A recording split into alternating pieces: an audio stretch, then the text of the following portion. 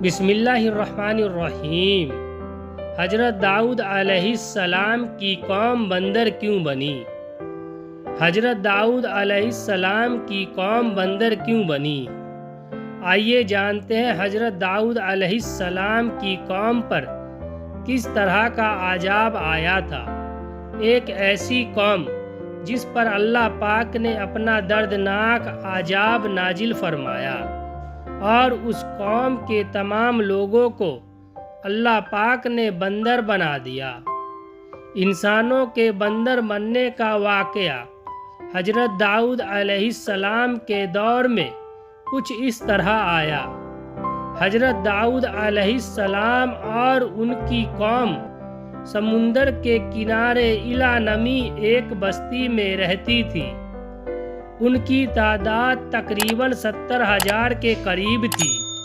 یہ قوم بڑی خوشحال تھی اور اللہ پاک کی بہت ہی زیادہ فرما بردار قوم تھی۔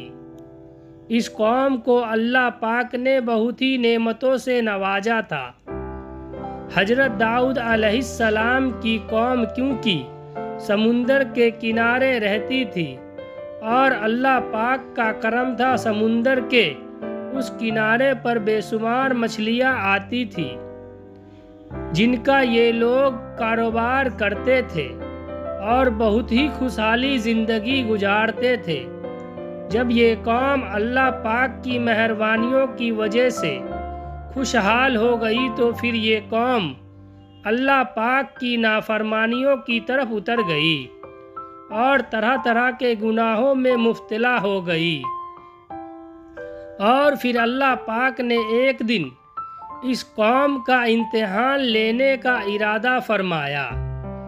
حضرت داؤد علیہ السلام کو وحی بھیجی کہ اپنی قوم سے کہہ دو کہ ہفتے والے دن مچھلی کا شکار کرنا بند کر دے، اور اس طرح اللہ پاک نے حضرت داؤد علیہ السلام کی قوم پر ہفتے والے دن مچھلیوں کا شکار کرنا حرام قرار کر دیا، اور پھر اس قوم کی بربادی شروع ہو گئی۔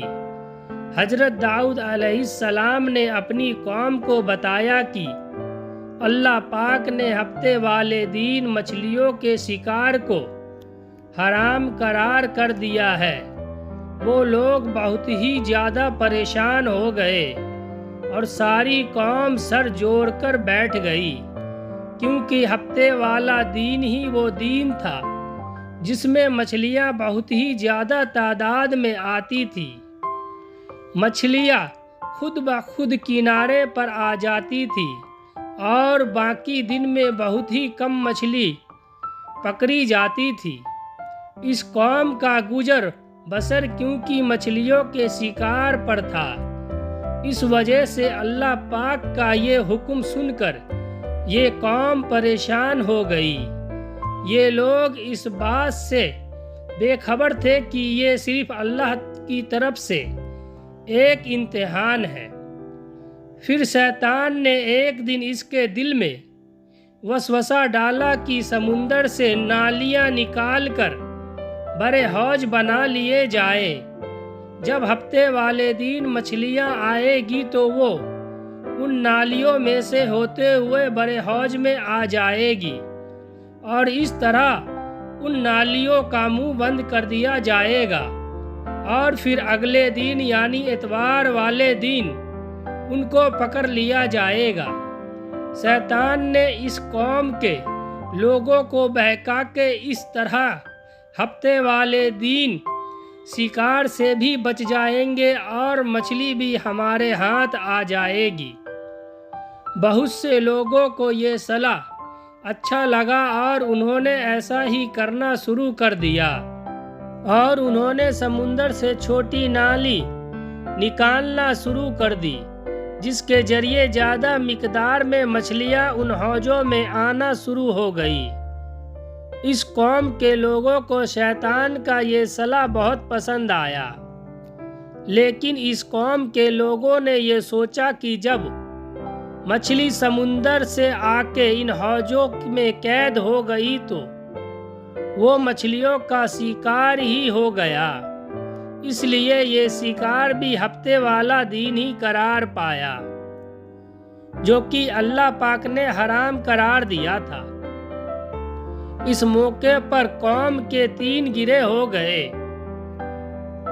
کچھ لوگ ایسے تھے جو شکار کے اس طریقے سے منع کرتے تھے اور ناراض ہو کر شکار سے باز آ گئے، اور کچھ لوگ اس قوم کو دل سے برا جان کر خاموش رہے اور انہوں نے شکار نہیں کیا، لیکن دوسرے کو بھی منع نہیں کرتے تھے اور نصیحت کرنے والے سے یہ کہتے تھے کہ تم لوگ ایسی قوم کو نصیحت کر رہے ہو جنہیں اللہ پاک عنقریب ہلاک کرنے والا ہے اور ان پر اپنا دردناک عذاب نازل فرمانے والا ہے۔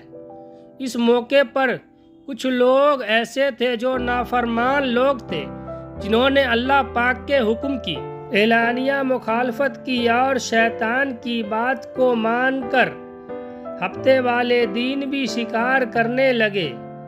یہ لوگ اللہ پاک کے حکم کی کھلم کھلا مخالفت کرتے اور ہفتے والے دن مچھلیوں کا شکار کر کے ان کو کھایا کرتے اور ان کو بیچا کرتے تھے۔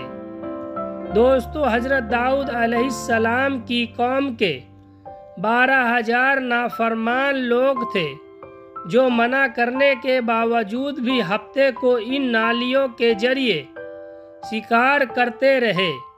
حضرت داؤد علیہ السلام نے ان 12,000 لوگوں کو اللہ پاک کے دردناک عذاب سے ڈرایا۔ آپ نے ان سے کہا کہ وہ اللہ پاک کی اس نافرمانی سے باز آ جائے، لیکن وہ لوگ باز نہ آئے اور کھلم عام شکار کرنے لگے۔ چنانچہ وہ لوگ جو اس بات کو برا جانتے تھے، ان لوگوں نے اپنے اور ان نافرمانوں کے درمیان ایک دیوار کھڑی کر لی، جس کی ایک طرف وہ 12,000 نافرمان لوگ رہتے تھے اور دوسری طرف وہ لوگ تھے جو شکار سے باز آ رہے۔ حضرت داؤد علیہ السلام نے اپنی اس قوم کے نافرمانوں کو بار بار سمجھایا، لیکن یہ لوگ اپنی نافرمانی سے باز نہ آئے اور اسی طرح اللہ پاک کے حکم کی نافرمانی کرتے رہے اور اسی طرح شکار کرتے رہے۔ پھر ایک دن حضرت داؤد علیہ السلام نے غصے میں آ کر شکار کرنے والے پر لعنت فرما دی۔ اس کا اثر یہ ہوا کہ ایک دن خطا کاروں میں سے کوئی بھی اپنے گھر سے باہر نہ نکلا۔ یہ منظر دیکھ کر کچھ لوگ ان کی دیواروں پر چڑھ گئے تاکہ معلوم ہو سکے کہ وہ لوگ کس حال میں ہیں۔ جب ان لوگوں نے ان نافرمانوں کو دیکھا تو وہ سب کے سب بندر کی شکل میں بدل چکے تھے۔ اللہ پاک نے ان لوگوں کو ان کی نافرمانی کی وجہ سے ان پر دردناک عذاب نازل فرمایا، پھر ان لوگوں کو بندر کی شکل میں بدل دیا۔